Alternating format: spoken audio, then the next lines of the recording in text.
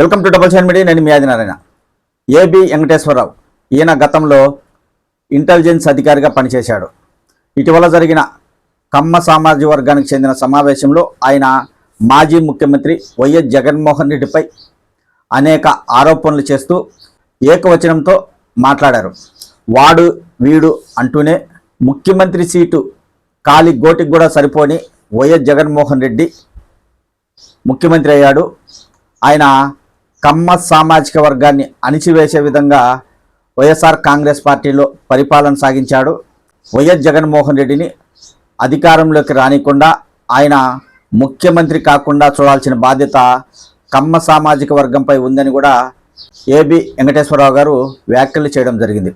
ఆయన ఒక ఐపీఎస్ అధికారిగా ఉండి ఇప్పుడు ప్రస్తుతము రిటైర్డ్ అయ్యాడు. ఆయన మాట్లాడని రీతిలో మాజీ ముఖ్యమంత్రి వైఎస్ జగన్మోహన్ రెడ్డిపై అనేక వ్యాఖ్యలు చేశారు. ప్రస్తుతం ఈ సోషల్ మీడియాలో విస్తృతంగా వైరల్ అవుతున్నాయి. ఆయన చేసిన వ్యాఖ్యలు కొంతమంది కూడా వ్యతిరేకిస్తున్నారు. ఆయన ఒక ఐపీఎస్ అధికారి, సమన్వయంతో ఉండవలసిన అధికారి రిటైర్డ్ అయిన తర్వాత ఒక మాజీ ముఖ్యమంత్రిపై ఇలాంటి వ్యాఖ్యలు చేయడం ఏంటనేది పలువురు ఆయన్ని విమర్శించే స్థితికి వచ్చింది. ఆయన గతంలో 2014లో తెలుగుదేశం పార్టీ అధికారంలోకి వచ్చినప్పుడు ఇంటెలిజెన్స్ అధికారిగా పనిచేశాడు. ఆయన ఆ సమయంలో ఏం చేశాడంటే నిబంధనలకు విరుద్ధంగా నిఘా పరికరాలు కొనుగోలు చేశాడని యూపీఎస్సీ నిర్ధారించింది. పరికరాల కొనుగోలులో ఏకపక్షంగా వ్యవహరించడమే కాకుండా కమిటీ సభ్యులను కూడా నియమించలేదు. అదే కాకుండా ఆయన తనయుడు సేతన్ కృష్ణసాయి భాగస్వామిగా ఉన్న కంపెనీకి ప్రయోజనం కలిగించేలా ఆయన నిఘా పరికరాలు కొనుగోలు చేయడం జరిగింది. దాంతో శాఖాపరమైన చర్యలు తీసుకోవాలని కేంద్ర హోంశాఖ రాష్ట్ర ప్రభుత్వాన్ని ఆదేశించింది. ఒక సంస్థతో ఒప్పందం చేసుకునేటప్పుడు కుటుంబ సభ్యులు ఎవరూ ఉండకూడదని, అలా ఉంటే అది నిబంధనలకు విరుద్ధమవుతుంది. అదే కాకుండా ఆ కొనుగోలు చేసిన విషయాన్ని పై అధికారులకు చెప్పకపోవడం కూడా ఆయన చేసిన తప్పు.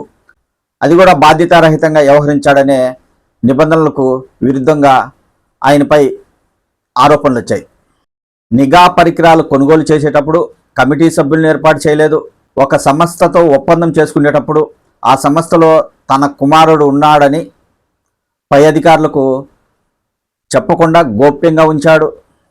అలాగే నిబంధనలకు విరుద్ధంగా వ్యవహరించాడు. దీంతో ఆయనపై చర్యలు తీసుకోవాలని కేంద్ర ప్రభుత్వం ఆదేశించడంతో వైఎస్ఆర్ కాంగ్రెస్ పార్టీ అధికారంలోకి వచ్చాక ఆయనపై చర్యలు తీసుకోవడం జరిగింది. ఆయన్ను సస్పెండ్ చేశారు. ఉద్యోగంలో జాయిన్ అయిన ఒకే రోజులోనే రిటైర్డ్ కావాల్సిన పరిస్థితి.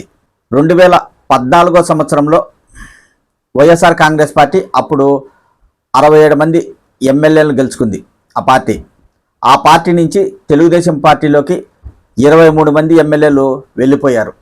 ఆ వెళ్ళిపోవడంలో ఏబి వెంకటేశ్వరరావు గారు పాత్ర ఉందని వైఎస్ఆర్ కాంగ్రెస్ పార్టీ నాయకులు ఆరోపణలు చేశారు.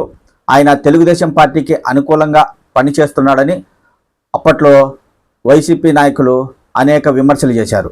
ఏబి వెంకటేశ్వరరావు గారు ఒక బాధ్యతాయుతమైన పదవిలో ఉండి ఆయన మాజీ ముఖ్యమంత్రి వైఎస్ జగన్మోహన్ రెడ్డిపై అనేక ఆరోపణలు చేస్తూ ఏకవచనంతో సంబోధిస్తూ ఇష్టారాజ్యంగా మాట్లాడడం అనేది చాలామంది ఆయన్ను తప్పుపడుతున్నారు.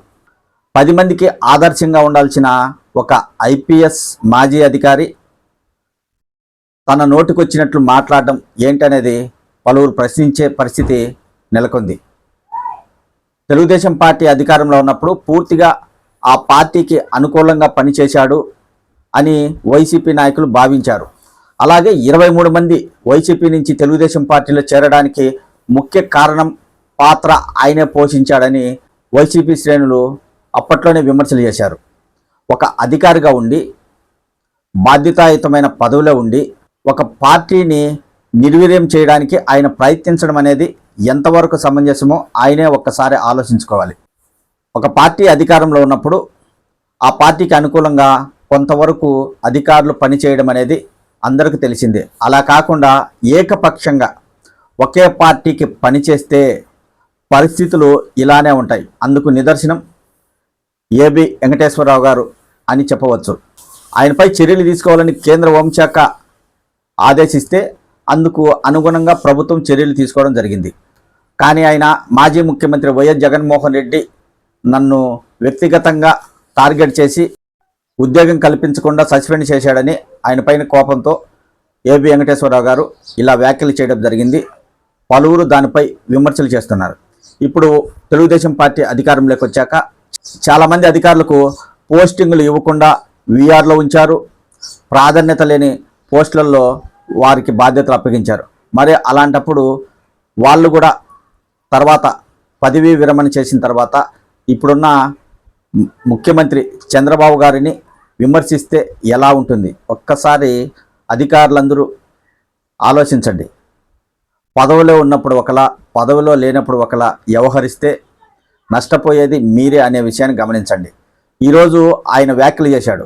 ఒకవేళ రేపు వైఎస్ఆర్ కాంగ్రెస్ పార్టీ అధికారంలోకి వస్తుంది, అప్పుడు వాళ్ళ కొడుకు ఒక కంపెనీ పెట్టున్నాడు.